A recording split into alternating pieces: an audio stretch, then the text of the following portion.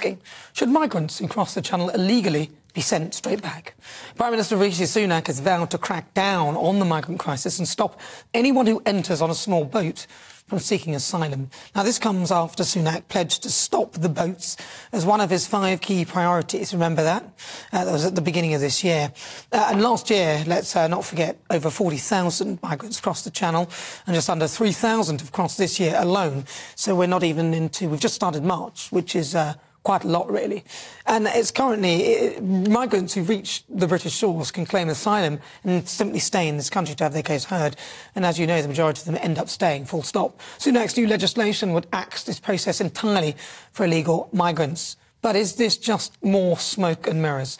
For the Great British Debate this hour, I'm asking, should migrants who cross the Channel illegally be sent back? I'm joined now by former Labour MP Stephen Pound, Belinda de Lucy, who's the former Brexit Party MEP and Director of the Centre for Migration and Economic Prosperity, Stephen Woolfe, and Harjeet Singh.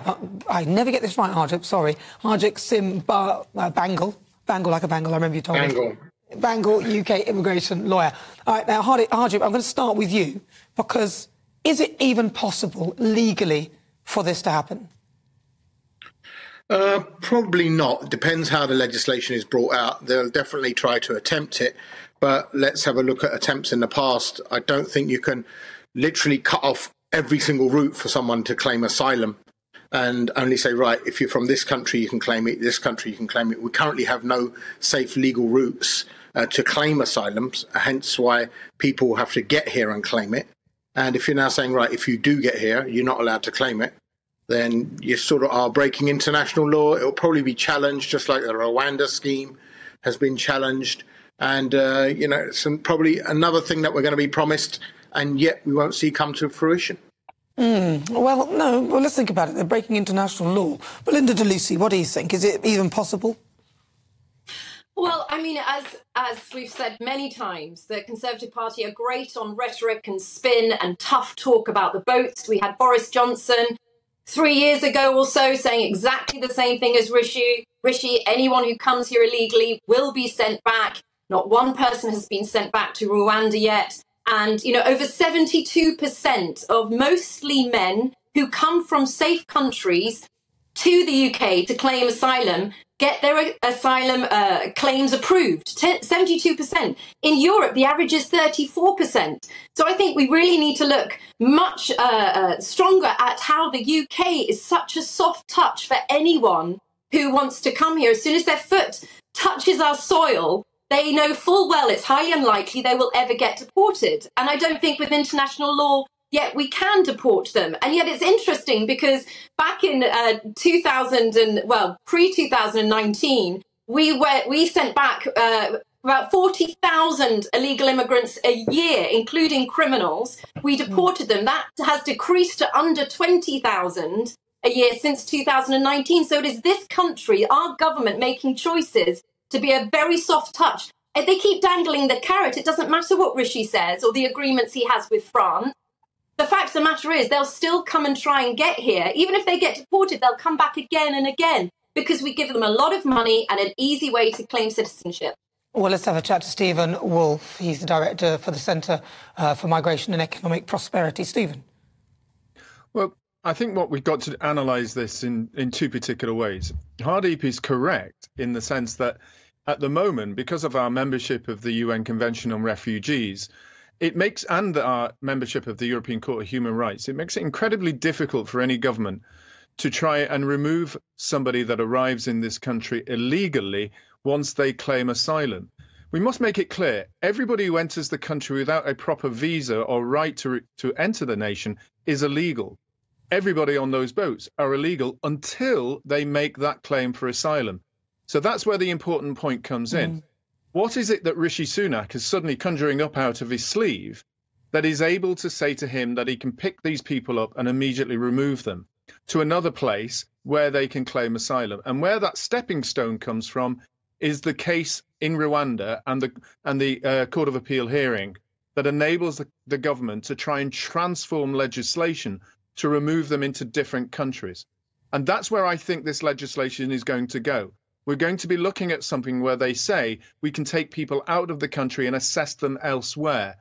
Hardeep, again, is going to be correct. We will see massive challenges. We saw that with the trade unions and non-governmental organisations challenging over the Rwanda issue. But be very, very clear, this is Rishi Sunak's very important chance and Suella Braverman's opportunity to try and close a gap. And I think that they found something.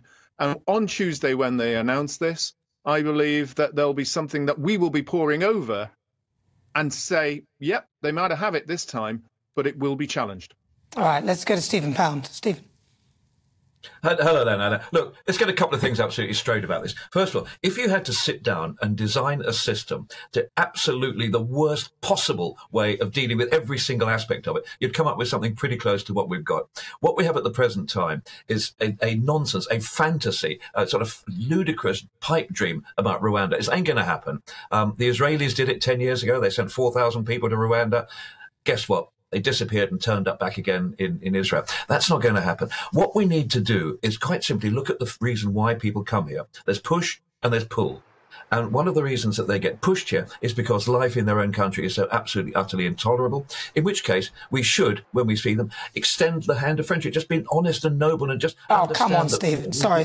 We're a Christian. No. But you might be saying that it's bad in their country.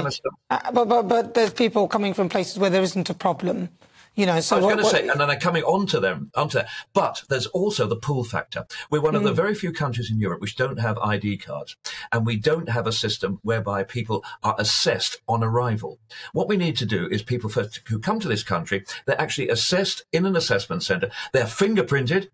They're given identification cards, and they do not disappear into the black economy. But how about just sending them straight back? Let's see. So just as a quick poll, are we going to negotiate with the Taliban? We're going to say to the Taliban, we're going to but it's more about the route that you've taken. If you come via an illegal route, Belinda, should they be sent straight back? Yes or no? Well, that's the Dublin Convention. No, I'm asking Belinda. The Dublin Convention is still there. I'm asking Belinda. I'm so sorry. This country cannot take care of the world's poor. We have to put the British people first. This is absolutely crazy. If I lived on a street with starving children and had a loaf of bread, I'd be giving it to my neighbours and the children on the street, not sending it off to another country to feed its poor. Unfortunately, I feel very sorry for people who are coming from poverty, but it is not up to the British taxpayer to fund every single person who wants to leave their home for a better life. It isn't, and it's not fair. Secondly, there's 100 million displaced people in the world. 37 million of them, the UN says, are genuine refugees. They would all have the right to come to the UK under these